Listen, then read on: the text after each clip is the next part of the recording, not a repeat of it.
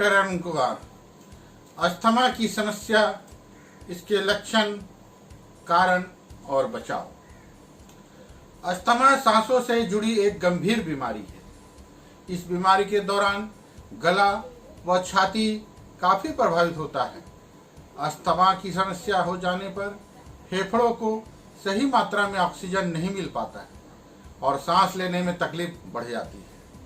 Asthma और इसके इलाज के प्रति जागरूकता बढ़ाने के लिए हर साल मई महीने के पहले मंगलवार को विश्व अस्थमा दिवस का आयोजन किया जाता है। इस बीमारी के एक बार चपेट में आ जाने के बाद इससे छुटकारा पाना आसान नहीं है।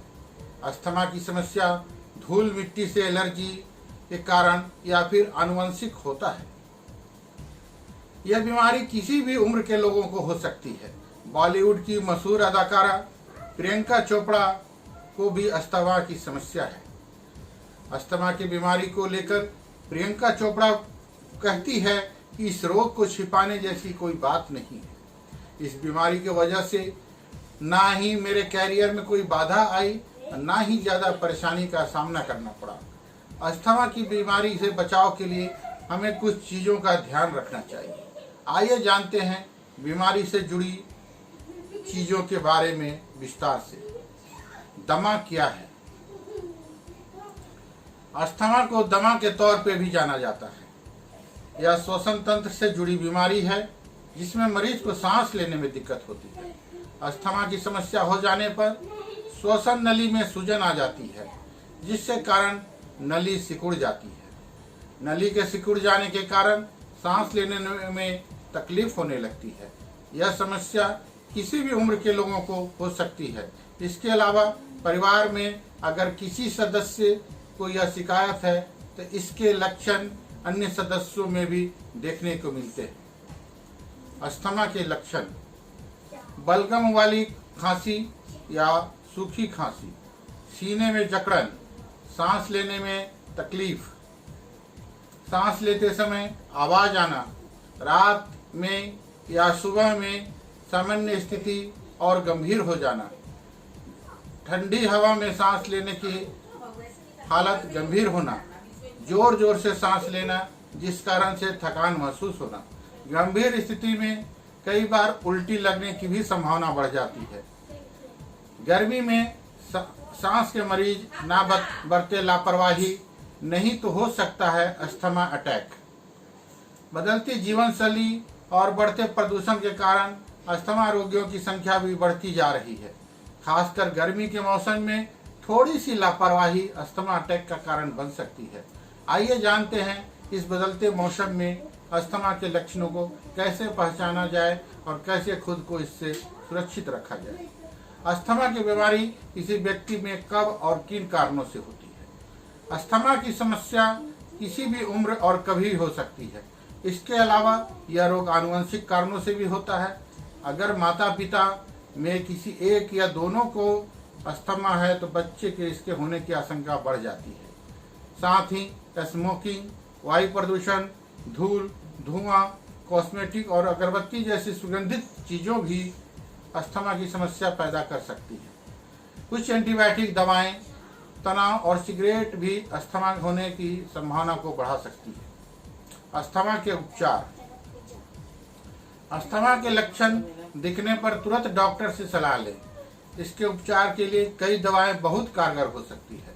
अस्थमा से निपटने के लिए इनहेल्ड स्टेरॉयड और एंटी इन्फ्लेमेटरी दवाएं बहुत कारगर है। इसके अलावा अस्थमा इनहेलर का भी इलाज के तौर पर प्रयोग किया जाता रहा है। अस्थमा का गंभीर अटैक होने पर डॉक्टर अक्सर ओरल कॉर्टिकोस्टेरॉइड की सलाह देते हैं। अस्थमा के बचाव के लिए क्या करें? अस्थमा के मरीजों को अपने खान पान पर विशेष ध्यान देना चाहिए।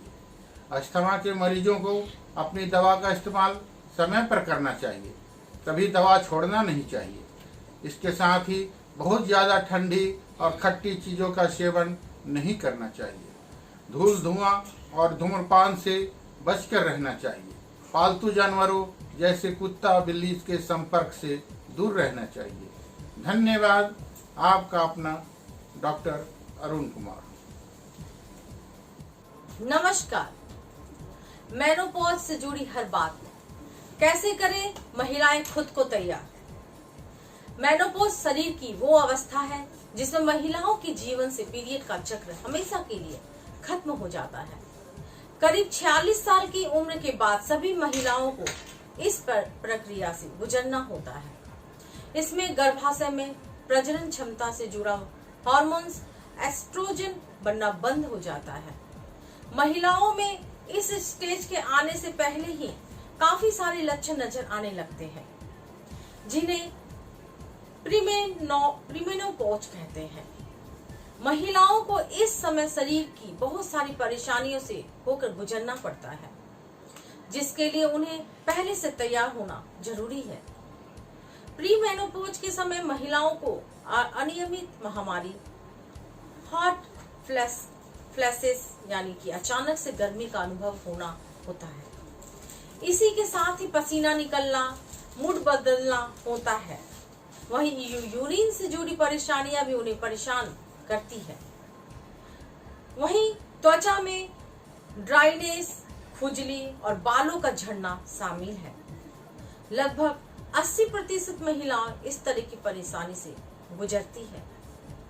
बहुत बार महिलाओं को मेनोपॉज से जुड़ी इन समस्याओं के बारे में जानकारी नहीं होती और उन्हें कई सारी बीमारियां घेर लेती है, जिसमें हड्डियां के कमजोर होने के साथ साथ दिल की बीमारी तक होने का खतरा होता है।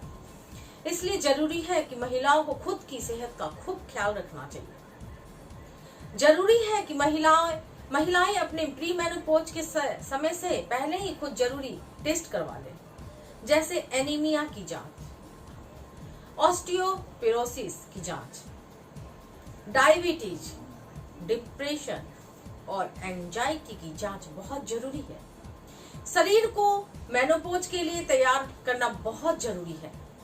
महिलाओं के लिए जरूरी है कि वो अपने शरीर का ख्याल रखें। सही खान पान और एक्सरसाइज के जरिए इसी तरह की समस्याओं से आसानी से निपटा जा सकता है। मेनोपॉज में होने वाले मूड स्विंग को भगाने के लिए जरूरी है कि महिलाएं योग का सहारा लें। बहुत सारी महिलाएं ऊपर दिए गए लक्षणों में से कई सारे लक्षणों की शिकार होती है। जिन्हें जरूरत होती है उन्हें सही तरह का इलाज मिले और साथ ही मेनोपॉजल हार्मोन थेरेपी दी जाए। मैं ललिता कुमारी